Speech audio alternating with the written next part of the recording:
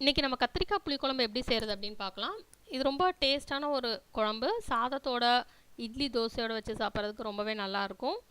இதை செய்கிறதுக்கு தேவையான பொருட்கள்: கொஞ்சம் கடுகு, 1/4 டீஸ்பூன் உளுந்து, 1/4 டீஸ்பூன் வெந்தயம், தேங்காய் 2 அல்லது 3 துண்டு, 3 கத்திரிக்காய், 7 10 பல் பூண்டு, 3 தக்காளி, கருவேப்பிலை, புளி, 1/2 கப் சின்ன வெங்காயம், 1 டேபிள் ஸ்பூன் வத்தல் தூள், 1 டீஸ்பூன் மல்லித்தூள், 1/2 டீஸ்பூன் மஞ்சத்தூள். ஃபஸ்ட்டு ஒரு கடாய் எடுத்து அதில் 1 டேபிள் ஸ்பூன் எண்ணெய் ஊற்றிக்கிடணும். இது நல்லெண்ணெயில் செஞ்சால் நல்லாயிருக்கும், அதனால் இதை நல்லெண்ணெயில் செஞ்சு பாருங்கள். எண்ணெய் சூடானதுக்கப்புறம் அதில் கடுகு போட்டுக்கணும். கடுகு நல்லா பொரிஞ்சதுக்கப்புறம் அதில் உளுந்து வெந்தயம் போட்டுக்கணும். உளுந்து வெந்தயம் நல்லா பொரிஞ்சதுக்கப்புறம் நம்ம தோல் நீக்கி வச்சுருக்கிற வெள்ளைப்பூண்டு சேர்த்துக்கணும். சேர்த்துட்டு இதை நல்லா ஃப்ரை பண்ணிக்கணும் ஆயிலில். நெக்ஸ்ட் இதில் கருவேப்பிலை சேர்த்து ஃப்ரை பண்ணணும். அதுக்கப்புறம் நம்ம பொடியாக நறுக்கி வச்சுருக்கிற சின்ன வெங்காயம் சேர்த்து ஃப்ரை பண்ணிவிட்டு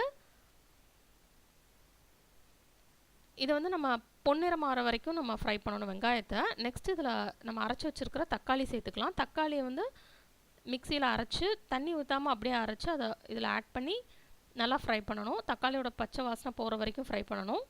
அது நல்லா ஃப்ரை ஆனதுக்கப்புறம் இதில் வத்தல் தூள், மஞ்சத்தூள், மல்லித்தூள் சேர்த்துட்டு தேவையான அளவு உப்பு சேர்த்து இதை மிக்ஸ் பண்ணிக்கணும்.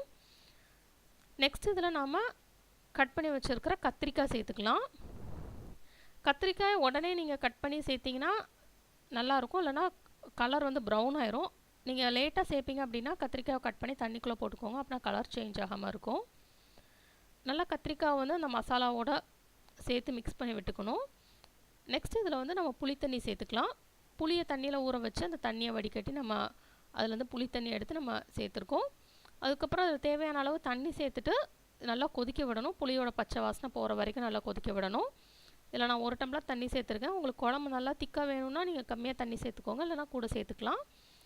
இது நல்லா கொதித்து எல்லா பச்சை வாசனையும் போனதுக்கப்புறமா தேங்காய் நல்லா மிக்சியில் அரைச்சிக்கணும். கொஞ்சம் தண்ணி விட்டு அரைச்சி அது இதுக்குள்ளே போட்டு நம்ம மிக்ஸ் பண்ணிக்கலாம். அதை மிக்ஸ் பண்ணிவிட்டு 5லேருந்து 7 நிமிஷம் வரைக்கும் இதை கொதிக்க விட்டுட்டு ஆஃப் பண்ணிடலாம். கத்திரிக்காய் புளிக்குழம்பு ரெடி ஆகிடும். இந்த ரெசிபி நீங்கள் ட்ரை பண்ணி பாருங்கள். அந்த ரெசிபி உங்களுக்கு பிடிச்சிருந்ததுன்னா லைக் பட்டன் கிளிக் பண்ணுங்கள். உங்கள் ஃப்ரெண்ட்ஸோட அந்த ரெசிபியை ஷேர் பண்ணுங்கள். மறக்காமல் இந்த சேனலுக்கு சப்ஸ்கிரைப் பண்ணுங்கள். உடனுக்குடன் நோட்டிஃபிகேஷன் வேணும் அப்படின்னா சப்ஸ்கிரைப் பக்கத்தில் இருக்கிற பெல் ஐக்கான் கிளிக் பண்ணுங்கள். இந்த ரெசிபியை பார்த்ததுக்கு ரொம்ப நன்றி.